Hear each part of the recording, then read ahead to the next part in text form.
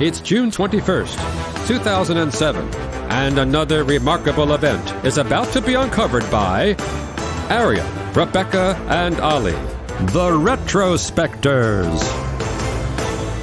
So it was on this day in 2007 that Oakley, the sunglasses company that you've probably heard of and will definitely have seen on the faces of sold for $2.1 billion to Luxottica, another sunglasses company that you probably haven't heard of but should have, because as a result of this purchase on this day, they then owned or otherwise controlled 80% of major eyewear brands, and since then they've only gotten bigger.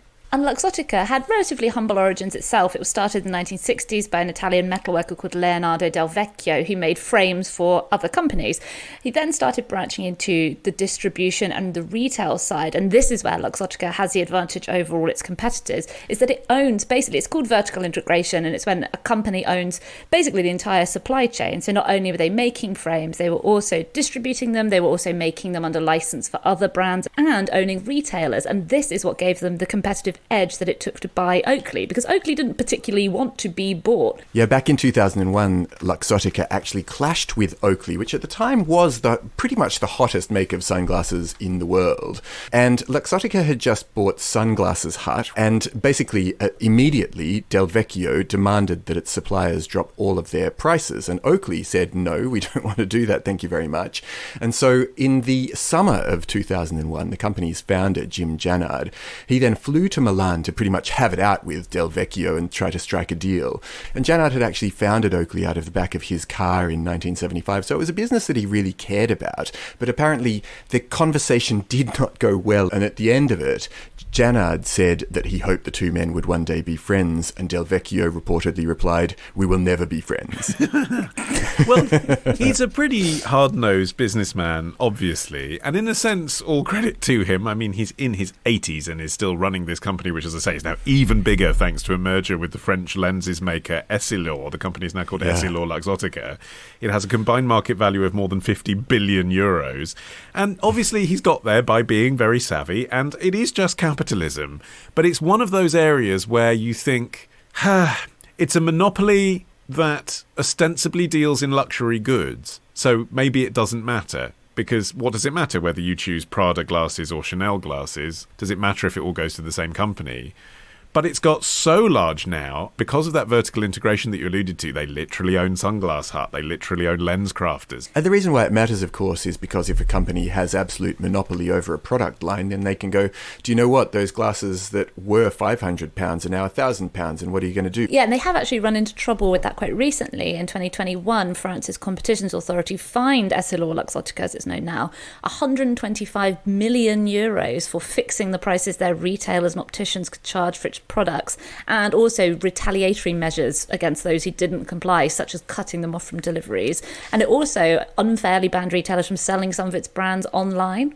And this is actually an interesting aspect of the eyewear industry, is that online sales only account for about 20% of total eyewear revenue, because this is one of the only industries where physical premices remain a pretty strong attraction for customers. Yeah, it is a big industry that's built around the fact that also we are increasingly a species that needs more and more glasses.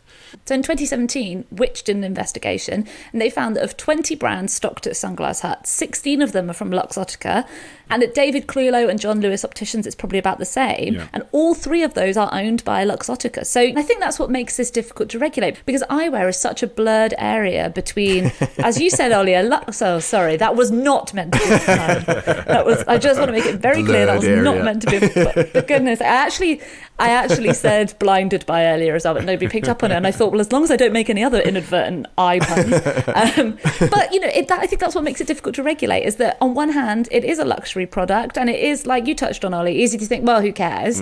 But it's obviously also got a medical aspect too. And now that Luxottica own the prescription lenses as well, you can see how it is something that billions of people actually do need. I mean, we haven't given the full list, but in addition to the brands we've already mentioned, they also have Dolce and Gabbana, Versace, Burberry, Ralph Lauren, Tiffany, Persol, Ray-Ban, DKNY, and Coach.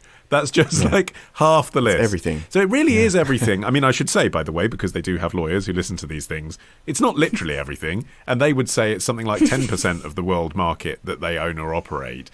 But of the brands, it's the vast majority. It's a little bit like the situation we have with alcohol. Apparently 2 companies provide 90% of beer in America. But there's the illusion of choice. You know, there are all these different brands. Are you buying a Miller or are you buying a Heineken? Whereas actually, you know, the breweries behind the scenes are very often the same.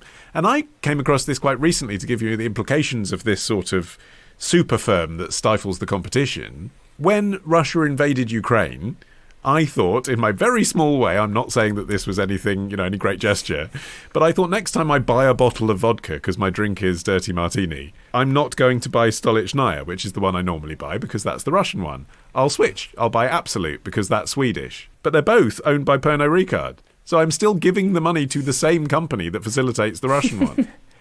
Putin, I hope you're listening to this, because that's obviously a threat that you're not going to be able to weather. But the point is, I'm trying to make an ethical choice and I literally can't. Well, now imagine that Pernod Ricard also owned Asda and Sainsbury's and Morrison's, and you can see what the issue is here, because, you know, if you're listening in the UK, in 2021, they acquired Grand Vision, which is the parent company of Vision Express. And with Boots Opticians being part of another conglomerate, the Walgreen Boots Alliance, Specsavers are now the only major chain that aren't owned by a vast conglomerate. And to finish the story of how Luxottica finally did get their hands on Oakley. To make it clear. Yeah, to pull it into focus. Sunglasses Hut stopped selling Oakleys, and the chain made up about a quarter of Oakley's total business. And simultaneously, Luxottica got Ray-Bans to start producing these bright blue and green lenses that were very similar to Oakley's trademark ice and emerald coloured shades. Yeah. Oakley then sued, but Luxottica denied the allegations and the case ended up being settled out of court.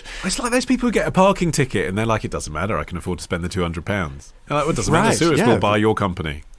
Yes, and that's what happened. And then in 2007, Luxottica just bought them out.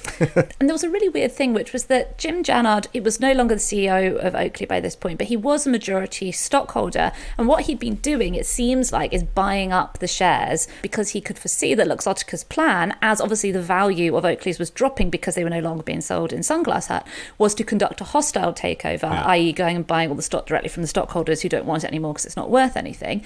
But then he sort of capitulated and sold the company. I mean, one explanation is obviously to be found in the fact that he personally stood to make $1.3 billion from the deal. But it actually seems like it wasn't just about the money. He did seem to eventually make peace with the situation. And in 2013, this was his take on the whole situation. He said, "Oakley is my business daughter. After 32 years, she met and married an Italian guy. Apparently, looking at the stock price, he is taking really good care of her." A bit of a weird analogy when he's like 86 now. Yeah. Well, Del Vecchio is regarded by some to get his way sort of by fear. He's now Italy's second richest man. But I saw this fascinating feature in The Guardian where various people who went on the record but didn't offer their names said that he'd used tactics that are like, quote, getting a horse's head in bed. That's just racist. People say that about any Italian thing, won't they?